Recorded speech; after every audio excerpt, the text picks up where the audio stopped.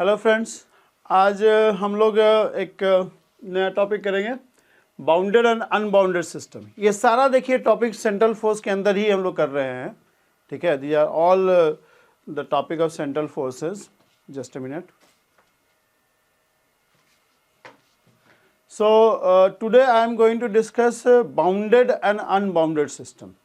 Bounded क्या होता है और अनबाउंडेड क्या होता है, उस पर आज का डिस्कशन रहेगा, ठीक है। और ये और भी जगह आपको हेल्प करेगा। एक जेनरिक डिस्कशन है, कोई ऐसा सेंट्रल फोर्स के रेफरेंस में नहीं है। इन जनरल हम डिस्कस करना चाहते हैं what is bounded system and what is unbounded system, ठीक है। Let's see, right. क्या होता है बताइए bounded system? What is bounded system? What do you mean by bounded system? A system which is bounded is called bounded system. नहीं, a bounded system is called bounded system, but ये तो definition नहीं हुआ ना। So give me the more elaborate definition. What is bounded? What do you mean by boundedness? Bounded system आगे इसका जरूरत पड़ेगा हम लोग को सेंट्रल फोर्स का स्टडी में, ठीक है। इसलिए इसको क्लियर करना बहुत जरूरी है। देखिए, a system of particles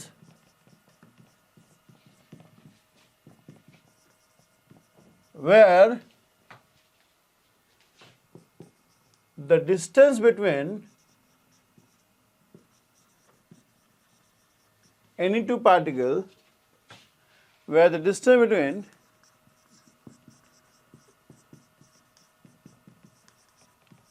never goes to infinity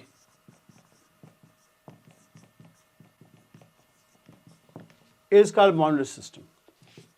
ये मेरा डेफिनेशन है और यही डेफिनेशन होता भी है। A system of particles where the distance between two particles never goes to infinity is called bounded system। Example, solar system, star, sun and 9 planets. नहीं, sun और उसका 9 प्लैनेट, अब तो लोग सुनते हैं कि 8 ही कर दिया लोगों ने, but still the 9th one exist, so I call it 9 planets. तो ये सोलर सिस्टम एक बाउंडेड सिस्टम है। दो प्लैनेट के बीच में या सन और किसी प्लैनेट के बीच में डिस्टेंस कभी भी इनफाइनाइट नहीं होता, never goes to infinity. The other example can be hydrogen atom. The distance between proton and electron is not infinite, never goes to infinity as the electron moves in the H atom. There are many definitions in fact। मतलब ये pen भी एक bounded से, ये भी pen भी system of particles है, ठीक है। The pen is also system of particle. इसके जो एटम एंड मॉलिक्यूल्स है ये आसपास ही है, never goes to infinity. Unbounded होता तो बिखर जाता, ठीक है।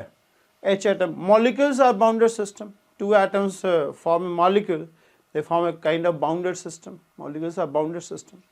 So most of the system, ये classroom is a bounded system। यहाँ तो क्या वीडियो बना रहे हैं, कोई बंदा नहीं है, but I have taught student for 20 years in a classroom mode, ठीक है। तो एक क्लासरूम में टीचर जब पढ़ाता है तो वो एक बाउंडेड सिस्टम होता है। अगर बच्चे इधर उधर भाग नहीं रहे हैं, मतलब बच्चे क्लास छोड़ के नहीं जा रहे हैं, तो वो एक बाउंडेड सिस्टम कह सकते हैं। The country is a bounded system, the whole country is a bounded system, ठीक है। तो there are many bounded system. In fact most of the system you come across in your surrounding is bounded system. वो सब bounded system है, ठीक है। What is unbounded system? The opposite to this is unbounded system. The system which is not bounded is unbounded. नहीं, system which is not bounded is unbounded, where the distance between two particles goes to infinity is unbounded system। The example can be Earth and any comet। Comet comes from infinity, goes to infinity। Comet comes from infinity, it goes to infinity। The Rutherford scattering experiment, gold-fire nucleus, an alpha particle, unbounded system। These are unbounded systems। Sun and Earth, bounded system। Earth and Moon, bounded system। Earth and Comet, unbounded system। Rutherford scattering, unbounded system। The distance between alpha particle and gold-fire nucleus was infinity and it goes to infinity. पहले भी infinity था, फिर ऐसे scatter करता है, पास आता है, and it goes back to infinity in other direction. So you see unbounded system. So this is how you can identify bounded and unbounded system. इस तरह से आप पहचान कर सकते हैं बाउंडेड सिस्टम का और अनबाउंडेड सिस्टम का, ठीक। बट हम लोग का कहानी यही एंड नहीं होगा। हम लोग तो फिजिक्स के लोग हैं ना, सिर्फ ऑब्जर्वेशन हमारा काम नहीं है। Observation and then we analyse this things, मतलब हम लोग थोड़ा सा समझेंगे कि what are the physical condition for a system to be bounded.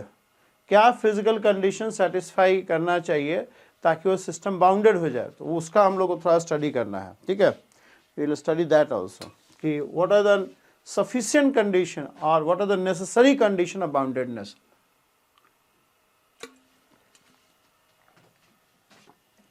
But you understand the definition, right, bounded and unbounded system का। अच्छा, now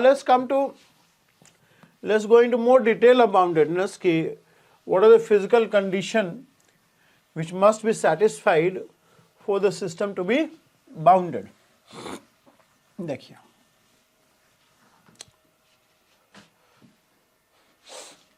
first of all I'll discuss with you necessary condition of boundedness. ये देखिए mathematics का jargon है, necessary condition, necessary and sufficient condition. मतलब mathematics is beautiful subject, ठीक है। मतलब आई लव मैथमेटिक्स, मैंने काफ़ी मैथमेटिक्स पढ़ा है। अभी हम लोग आगे मैथमेटिक्स का ये वीडियोस बनाएंगे तो we discuss different topic, pure mathematics, applied mathematics, सारा ही हम लोग कवर करेंगे, ठीक है। ओके, तो मैं क्या बोल रहा था, मैथमेटिक्स एक सब्जेक्ट ऑफ जार्गन्स मतलब अलग अलग वर्ड्स होते हैं, ठीक है। मतलब जार्गन में ही फंस जाता है लोग कई बार ना। जैसे कई बार दो मैथमेटिशियन बात करेगा और उनका बात आप सुनेंगे तो लगेगा कि अलग अलग चीज़ बोल रहा है, बाद में समझ में आएगा कि सेम ही चीज़ बोल रहा था, अलग अलग टर्म यूज कर रहा था। नहीं, जैसे फंक्शन है तो फंक्शन को लोग मैपिंग भी बोलता है, मैपिंग, ठीक है। फंक्शन को मैपिंग भी बोलता है। आगे जाएंगे तो होमोमॉर्फिज्म बोलेगा, ठीक है। तो अलग एक ही चीज़ का अलग अलग वर्ड होता है। वहीं से देखिए एक हम लोग वर्ड चुराए हैं, नेसेसरी कंडीशन। नेसेसरी कंडीशन का मतलब क्या होता है? नेसेसरी कंडीशन का मतलब है कि अगर वो कंडीशन सेटिस्फाई होगा तो बाउंडेड हो भी सकता है और नहीं भी हो सकता है। आपको एग्जांपल देते हैं, थोड़ा समझिए। एक और आगे वर्ड आएगा चूंकि सफिशिएंट कंडीशन, तो हम लोग को पता होना चाहिए नेसेसरी कंडीशन क्या होता है और सफिशिएंट कंडीशन क्या होता है, ठीक है। तो नहीं तो फंस जाएंगे ये सब वर्ड में, ठीक है। फिजिक्स फिर नहीं समझ में आएगा। तो नेसेसरी कंडीशन जैसे मान लो कोई IIT में एडमिशन लेना चाहता है, ठीक है। तो IIT में एडमिशन लेने के लिए क्लास 12th पास करना जरूरी है। तो क्लास 12 पास करना क्या हो गया? नेसेसरी कंडीशन हो गया। मतलब क्लास 12 पास करने से जरूरी नहीं कि आपको IIT में एडमिशन मिल जाएगा, लेकिन अगर क्लास 12 पास नहीं करते हैं तो you can think of IIT, you can not think of IIT, ठीक है। तो जो आप फॉर्म भरते हैं किसी भी एग्जाम का, तो उसमें मिनिमम एलिजिबिलिटी क्राइटेरिया लिखा रहता है। तो उसमें क्या है? उसमें नेसेसरी कंडीशन है। मतलब जो एलिजिबिलिटी क्राइटेरिया लिखा हुआ है वो नेसेसरी कंडीशन है। मतलब वो तो आपको होना ही चाहिए, वो तो आप सेटिस्फाई करेंगे ही, तभी आप पास इंट्रेंस एग्ज़ाम या किसी कॉलेज में एडमिशन लेने का सोच। IIT का IIT JEE है तो उसमें मिनिमम क्राइटेरिया होगा, एलिजिबिलिटी क्राइटेरिया। तो एलिजिबिलिटी क्राइटेरिया नेसेसरी कंडीशन होता है। मतलब उसको सेटिस्फाई करेंगे तो ज़रूरी नहीं है कि वो एग्ज़ाम आप क्वालिफाई कर गए, ठीक है। मतलब वो नेसेसरी कंडीशन होता है। जैसे देखिए इधर मैं नॉर्थ कैंपस में रहता हूँ, ठीक है। तो यहाँ पे कॉलेज है मिरांडा हाउस, ठीक है। तो मिरांडा हाउस आप लोग भी जानते होंगे, नहीं जानते होंगे तो सर्च करिए गूगल में। तो वहाँ पे नेसेसरी कंडीशन क्या है एडमिशन लेने का? वो गर्ल्स का कॉलेज है, ठीक है। तो नेसेसरी कंडीशन है कि गर्ल्स होना ज़रूरी है, बट गर्ल्स होने का मतलब ये नहीं कि आपको एडमिशन मिल जाएगा। तो गर्ल्स होना एक नेसेसरी कंडीशन है, ठीक है। मतलब अगर वो कंडीशन सेटिस्फाई करते हैं then you can think of getting into that college. लेकिन अगर वो कंडीशन सेटिस्फाई नहीं करते हैं then you can not think of it. फिर आप सोच भी नहीं सकते कुछ भी, मतलब सेटिस्फाई करेंगे तो ज़रूरी नहीं कि वो एडमिशन मिल जाएगा या नहीं मिलेगा, ज़रूरी नहीं कि मिलेगा, ठीक है। बट वो कंडीशन सेटिस्फाई करना पड़ेगा। लेकिन अगर नहीं करते हैं तो निश्चित ही नहीं मिलेगा, ठीक है। तो नेसेसरी कंडीशन के साथ साथ कुछ और कंडीशन सेटिस्फाई करेंगे तब जाके एडमिशन मिलेगा। तो नेसेसरी कंडीशन ये का मतलब यही होता है कि अगर ये सेटिस्फाई करेंगे तो सिस्टम बाउंडेड हो भी सकता है और नहीं भी हो सकता है। और अगर ये सेटिस्फाई नहीं करेंगे तो you can not think of boundedness, भूल जाइए बाउंडेड होगा, ठीक है। तो समझ में आ रहा है आपको? नेसेसरी कंडीशन का मतलब क्या होता है? मतलब वो कंडीशन सेटिस्फाई करेंगे तो वो चीज़ होगा या नहीं भी हो सकता है, लेकिन अगर नहीं करेंगे तो बिल्कुल नहीं होगा, ठीक है। तो ये नेसेसरी कंडीशन का मतलब होता है। तो बाउंडेडनेस का नेसेसरी कंडीशन क्या है? The necessary condition of boundedness क्या है? अगर सिस्टम को, if you want the system of particle to be bounded, system of particles to be bounded, तो उसका नेसेसरी कंडीशन क्या है? समझ का चीज़ है, मतलब इसमें कोई रटने वाला चीज़ तो है नहीं। देखिए, अगर आप चाहते हैं कि सिस्टम बाउंडेड हो तो पहला कंडीशन तो यही है कि पार्टिकल्स आपस में जो ओवरऑल इंटरेक्शन हो अट्रैक्टिव हो। नहीं, the overall interaction must be attractive. अगर रिपल्सिव इंटरेक्शन है फिर तो you can not think of boundedness. नहीं, अगर रिपल्सिव इंटरेक्शन है तो फिर तो आप सोच ही नहीं सकते ना बाउंडेड होने का। जैसे मान लो एक पॉजिट्रॉन ले लें और एक मान लो ऐसे ले लें, एक प्रोटॉन है और दूसरा प्रोटॉन है, तो ये बाउंडेड सिस्टम बनाएंगे? नहीं बनाएंगे। How can proton and proton form bounded? Repulsive interaction है, दो इलेक्ट्रॉन ही बाउंडेड सिस्टम नहीं बनाएगा, ठीक है। बना सकता है अगर कोई तीसरा फ्रेंड हो, कॉमन फ्रेंड हो, जिनसे वो अट्रैक्टिव इंटरेक्शन रखता हो, मतलब है ना। दो इलेक्ट्रॉन, ऐसे तो आइसोलेशन में दो इलेक्ट्रॉन होगा और आसपास कोई चीज़ नहीं होगा तब तो कभी भी they can not form a bounded system.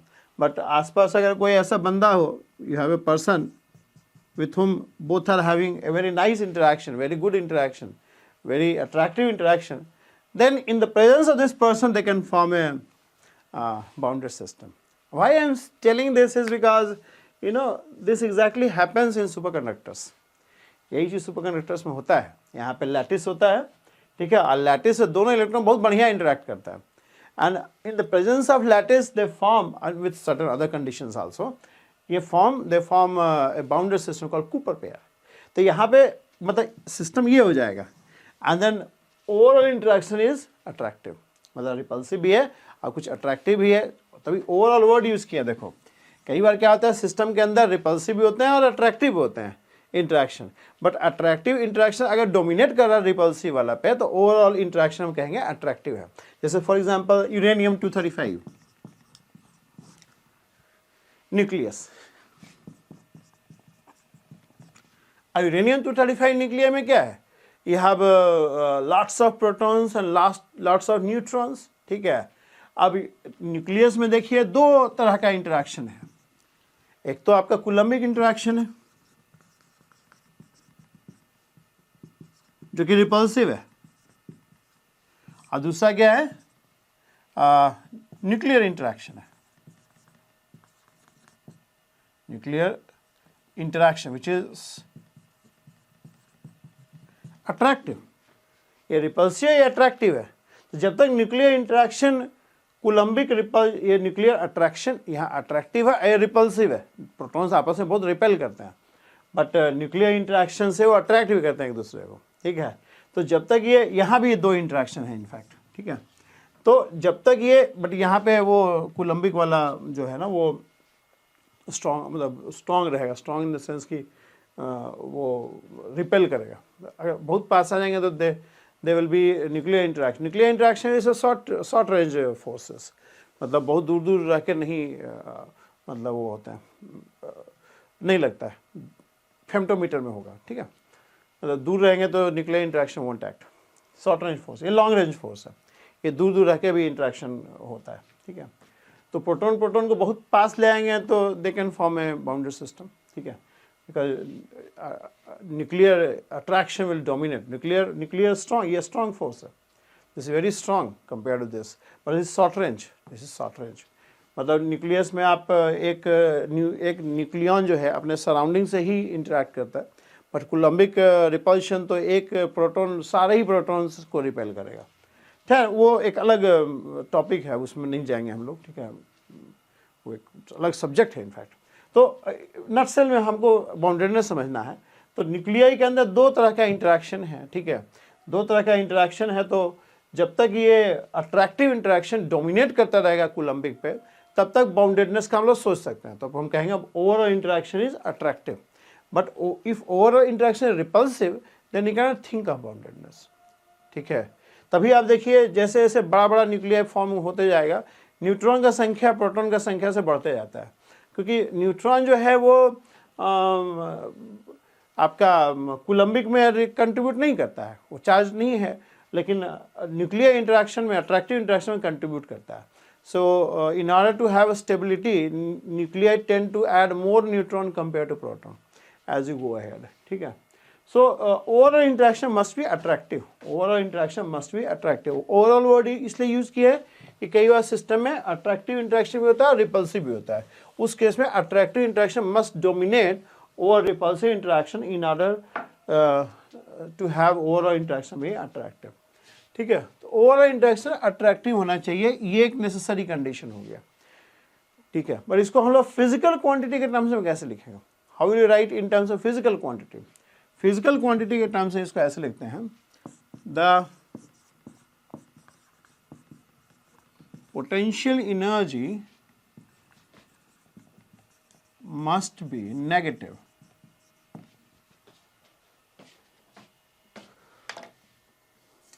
ये समझना पड़ेगा।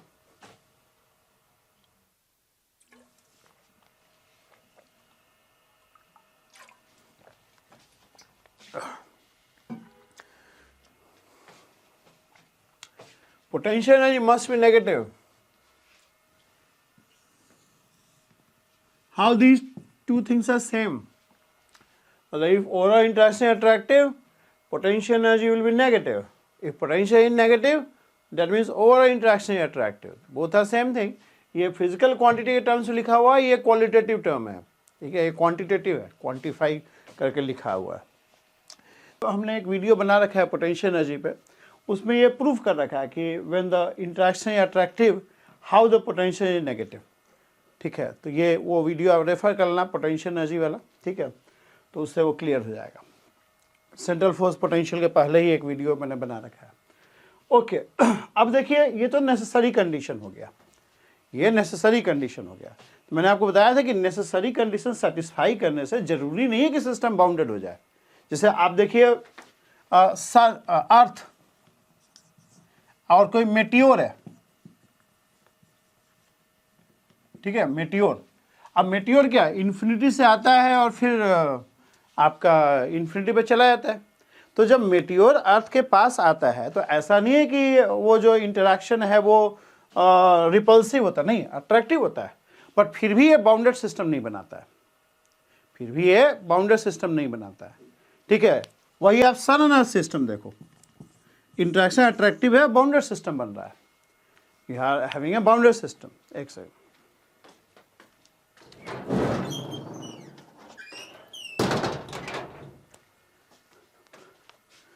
ऑलराइट, देखिए यहां पे अट्रैक्टिव फोर्स है और बाउंडेड सिस्टम बन रहा है। यहां भी अट्रैक्टिव फोर्स है बट वो अनबाउंडेड है, एच एटम या प्रोटॉन या electron forming a bounded system. तो सिर्फ इंटरेक्शन अट्रैक्टिव हो जाने से बाउंडेड सिस्टम होगा ऐसा जरूरी नहीं है, ठीक है। मतलब अगर रिपल्सिव है फिर तो सोच ही नहीं सकते, जैसे रदरफोर्ड स्कैटरिंग है, repulsive interaction, you can not think of boundedness in that case. But attractive के केस में भी सिस्टम बाउंडेड हो सकता है और नहीं भी हो सकता है। Then the big question is what is sufficient condition, मतलब क्या होगा तो हम कह सकते हैं कि सिस्टम बाउंडेड ही होगा। देखिए बाउंडेडनेस, सिस्टम का बाउंडेडनेस सिर्फ पी पे डिपेंड नहीं करता है, सिर्फ उनके इंटरेक्शन पे डिपेंड नहीं करता है, बल्कि एक और फैक्टर है जो कि रोल प्ले करता है, that is the kinetic energy. Apart from potential energy, potential क्या है, वो इंटरेक्शन के स्ट्रेंथ को बताता है, इंटरेक्शन के नेचर को बताता है, ठीक है। तो अगर हाई पोटेंशियल एनर्जी है मतलब बहुत स्ट्रांग इंटरेक्शन है, और नेगेटिव है मतलब अट्रैक्टिव है, ठीक है, पॉजिटिव मतलब रिपल्सिव है। तो अगर आपका पोटेंशियल एनर्जी नेगेटिव है, सिस्टम के अंदर जो इंटरेक्शन है वो अट्रैक्टिव है, then we will check the bound. अगर रिपल्सिव है फिर तो बाउंडेडनेस का क्वेश्चन ही नहीं है। अट्रैक्टिव होने के बाद भी सिस्टम बाउंडेड हो सकता है या नहीं भी हो सकता है। तो ये किस चीज पर डिपेंड करेगा, ये डिपेंड करेगा कि उसका काइनेटिक एनर्जी क्या है। देखिए बाउंडेडनेस पोटेंशियल एनर्जी के साथ साथ काइनेटिक एनर्जी पे भी डिपेंड करता है। और एक चीज समझ लीजिए, kinetic energy always takes the system towards unboundedness. Kinetic energy हमेशा ही सिस्टम को अनबाउंडेड बनाता है। काइनेटिक एनर्जी हमेशा ही सिस्टम को अनबाउंडेडनेस की तरफ ले जाता है। Negative potential energy means attractive interaction will always try to make the system bounded. Attractive interaction मतलब नेगेटिव पोटेंशियल एनर्जी जो है हमेशा ही सिस्टम को बाउंडेडनेस की तरफ ले जाएगा, और kinetic energy will always takes the system towards unboundedness. Means higher the kinetic energy, higher is the tendency of the system to become unbounded, right. Stronger is the interaction, higher will the tendency to for the system to become bounded. जितना अधिक attractive interaction होगा उतना अधिक system का boundedness के तरफ tendency strong होगा। लेकिन kinetic energy always takes the system towards unboundedness. So there are two things which are playing, right, negative potential energy and kinetic energy. अब उस केस में अगर इंटरेक्शन इतना अट्रैक्टिव हो, potential energy is negative and it is negative to such an extent कि it dominates over kinetic energy, in that case system will become bounded. बात समझ रहे हैं आप? हम आपको बता रहे हैं काइनेटिक एनर्जी हमेशा ही सिस्टम को अनबाउंडेड बनाएगा। जैसे आप आइडियल गैस सिस्टम देख लो, गैसेस सिस्टम में क्या है, gases system is unbound, inherently unbounded system, क्योंकि गैसेस सिस्टम में जो इंटरेक्शन है वो नेग्लिजिबली स्मॉल है, राइट। तो वांडर वाल फोर्सेज लग रहा है वो अट्रैक्टिव नेचर का है, बट वो नेग्लिजिबली स्मॉल है, तो potential energy will be there, potential energy will be there, it will be slightly negative, ठीक है, slightly it is negative, but the value of potential will be very small, ठीक है। मतलब interaction चूंकि week है तो वहाँ पे इंटरेक्शन वीक है, अट्रैक्टिव है बट वीक है, तो गैसेस सिस्टम का पोटेंशियल एनर्जी नेगेटिव होगा, लेकिन उसका वैल्यू बहुत कम होगा compare to what, kinetic energy. Kinetic energy will far exceed the potential energy. In that case the gases system is always unbounded, क्योंकि वहाँ पोटेंशियल एनर्जी बहुत ही कम होता है, नेगेटिव होता है बट बहुत ही कम होता है, right, compare to the kinetic energy. So the kinetic energy dominates over the potential energy, और वो सिस्टम को हमेशा ही अनबाउंडेड बना देगा। तभी आप देखो गैसेस सिस्टम को कभी भी आप ओपन टम्बलर में स्टोर नहीं कर सकते हो, वो सब उड़ जाएगा। आप गैस सिलेंडर ही देखो हमेशा बंद करके रखते हैं हम लोग उसको, क्योंकि वो इनहेरेंटली अनबाउंडेड सिस्टम है, ठीक है, इनहेरेंटली अनबाउंडेड सिस्टम, क्योंकि काइनेटिक एनर्जी बहुत ज़्यादा है, इसलिए उसको फोर्सिबली क्लोज करना पड़ता है। इसको होता है कंटेनर, कंटेनर मतलब होता है contain, one which contains the gas is called container. तो हमेशा ही हम लोग को गैसेस सिस्टम को बंद करके रखना पड़ता है, otherwise it will go away because it is inherently unbounded system. जैसे मान लो 1 क्लास का बच्चा लोग होता है, देखिए क्लास 1 क्लास 2 जो प्राइमरी क्लासेज है, वो सब क्लास इनहेरेंटली अनबाउंडेड होता है। आप देखेंगे वो सब क्लास इनहेरेंटली, बच्चों का जो क्लास होता है वो इनहेरेंटली अनबाउंडेड होगा। क्यों अनबाउंडेड होता है? क्योंकि बच्चों में काइनेटिक एनर्जी बहुत हाई है। ऐसा नहीं है कि बच्चे पढ़ना नहीं चाहते हैं, बच्चे पढ़ना चाहते हैं, लेकिन उनका काइनेटिक एनर्जी इतना हाई है कि वो हमेशा ही पोटेंशियल पे डोमिनेट करता है।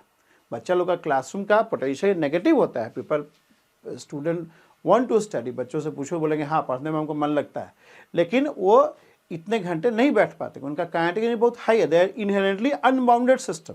अगर उनको छोड़ दो दे विल रन अवे, तो उनको डरा के रखना पड़ता है, फोर्सिबली उसको बाउंडेड करना पड़ता है। ऐसे गैसेस सिस्टम को हम लोग करते हैं, डिसिप्लिन करना पड़ता है डरा के, ठीक है। अगर टीचर चला जाए पीपल विल रन अवे, ठीक है। आप देखो बच्चे लोग का जो छुट्टी होता है तो कितना साउट करते हैं, they just run, right, like anything, जैसे उनको कोई फोर्सिबली बाउंडेड बना के रखा था, तो इनहेरेंटली वो क्लास अनबाउंडेड होता है, ठीक है। हम लोग भी देखिए स्कूल में पढ़ते थे तो कई टीचर बहुत खराब पढ़ाते थे, ठीक है, तो हम लोग का क्लास जो है एक अजीब सा अनईजीनेस होता है उस तरह के क्लासरूम में, टीचर पढ़ा रहा समझ में नहीं आ रहा है, ठीक है, क्या पढ़ा रहा नहीं समझ में आ रहा है, तो वो क्लासरूम इनहेरेंटली अनबाउंडेड है, उसको फोर्सिबली बाउंड करके रखता है बच्चा टीचर लोग कि अटेंडेंस कॉलेज में भी देखिए कई बार क्लास बोरिंग होता है फिर भी अटेंड करते हैं अटेंडेंस के लिए, तो अटेंडेंस एक तरीका है फोर्सिबली बाउंड करने का। अगर टीचर शुरू में ही अटेंडेंस ले ले, आधे बच्चे भाग जाएंगे बीच में, ठीक है, निकल जाएंगे, टीचर मुड़ेगा, तो आप लोग करते होंगे काम, ठीक है। तो मतलब कहने का मतलब ये है कि काइनेटिक जो पोटेंशियल एनर्जी है वो स्ट्रांग होना चाहिए, नेगेटिव होना चाहिए, ठीक है, और काइनेटिक एनर्जी पे डोमिनेट करना चाहिए, काइनेटिक एनर्जी पे डोमिनेट करना चाहिए, ठीक है। अब टीचर खराब पढ़ाता तो वहाँ पे क्या पोटेंशियल एनर्जी रहता है, नेगेटिव रहता है, लेकिन वैल्यू बहुत कम होता है। इंटरेक्शन अट्रैक्टिव है बट उतना स्ट्रांग नहीं है compare to kinetic energy, compare to kinetic energy वो वीक है, तो इसलिए वो क्लास इनहेरेंटली अनबाउंडेड हो जाता है, ठीक है। वही टीचर बहुत अच्छा पढ़ा रहा है, ठीक है, सारा समझ में आता है, वहाँ इंटरेक्शन स्ट्रांग है, potential negative and the value is very high, it keeps on dominating over kinetic energy, it keeps on dominating over the kinetic energy. क्या है, देखिए मन आदमी का चंचल होता है, वही काइनेटिक एनर्जी होता है, मनुष्य के अंदर जो है काइनेटिक एनर्जी वही है, ठीक है। तो कहने का मतलब for the system to be bounded your potential should be negative and it should be negative to such an extent that it keeps on dominating over kinetic energy, it keeps on dominating over kinetic energy, ठीक है। So the potential energy should be negative and it should keep on dominating over kinetic energy. In that case what should be its value? Its value should be less than 0, it should be negative. So if you want to have the system bounded, the magnitude of potential energy should be greater than kinetic energy. Modulus इसलिए लगाया कि ये negative है तो इसको हम लोग magnitude का बात करें तो modulus should be more than K, with sign it can never be more than positive number, ये हमेशा पॉजिटिव है, P is negative, so negative number can't be greater than positive number, but magnitude wise it must be greater than K, ठीक है। मतलब अगर मान लो 1000 है, modulus लगा तो 1000 हो जाएगा, इट शुड बी लाइक 500, अगर के मान लो 500 है और पी मान लो -1000 है, तो उस केस हम कह सकते हैं कि सिस्टम बाउंडेड है, बिकॉज नेगेटिव है, अट्रैक्टिव है और मैग्नीट्यूड वाइज के पे डोमिनेट कर रहा है। आपको एक रियलिस्टिक एग्जांपल लेके दिखाते हैं, आपको एक रियलिस्टिक एग्जांपल लेके दिखाते हैं, जैसे H एटम है, ठीक है, हाइड्रोजन एटम, उसका P देखिए क्या होता है, Me4 बाई, आप कैलकुलेट करके देखना, ठीक है। के क्या होगा, हमने निकलवाया था वो पॉजिट्रोनियम डिस्कस किया था ना जब मोशन ऑफ डबल स्टार, उसमें हम निकलवाए थे, तो वो रेफर कर लेना video. Me4 upon H atom में देखिए P नेगेटिव है और Ke का ट्वाइस है, P नेगेटिव है और काइनेटिक का ट्वाइस है, ठीक है। एनर्जी क्या आ रहा है, minus Me4 8, right? So the sufficient condition of boundedness is कि the energy should be less than 0. Sufficient condition क्या आ रहा है, energy should be less than 0. Energy less than 0 कब होगा, जब P नेगेटिव होगा और it should be negative to such an extent that it is dominating over kinetic energy. So sufficient condition of boundedness is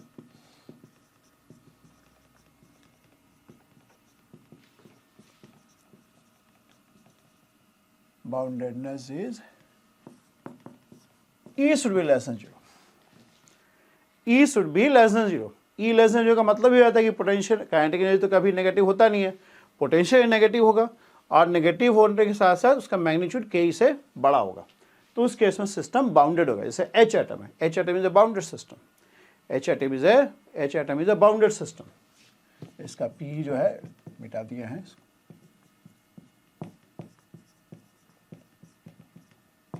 ठीक है। अब देखिए, so you understand what is bounded system and when the system will be bounded, we got the condition of boundedness, the energy should be less than 0, energy should be less than 0, okay.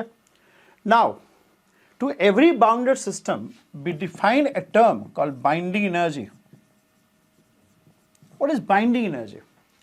अगर मान लो किसी system को unbounded बनाना है तो कैसे बनाएंगे? अगर किसी सिस्टम को अनबाउंडेड बनाना है तो कैसे बनाएंगे?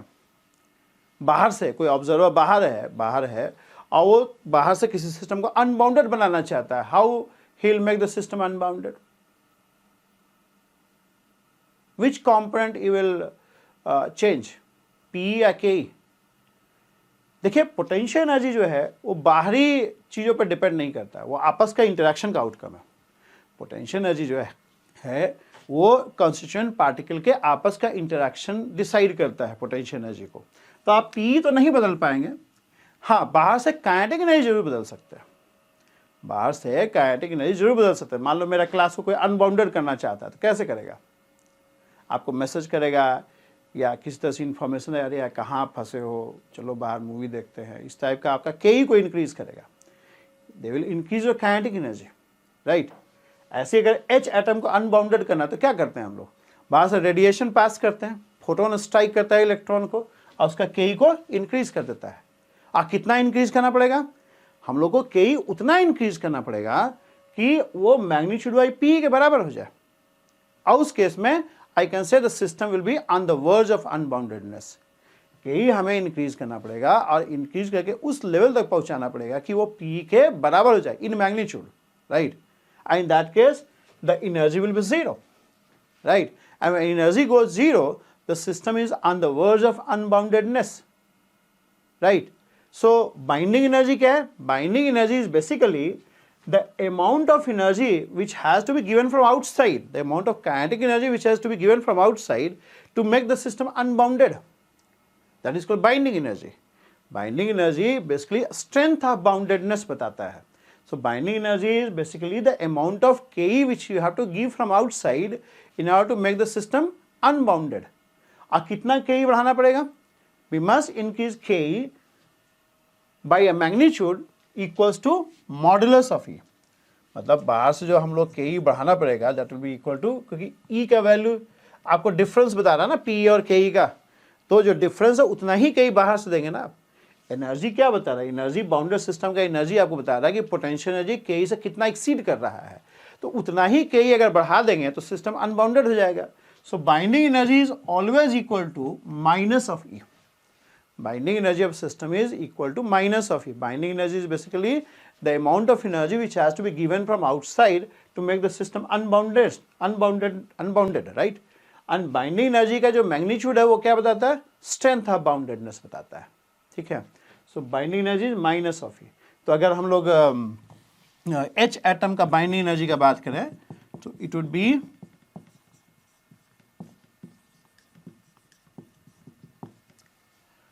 ठीक है. So you understand bounded system and unbounded system. You understand necessary condition of boundedness, sufficient condition of boundedness, how Ke plays a role in making the system unbounded, and under what conditions system will be bounded. Okay. So let's stop over here. Thank you very much.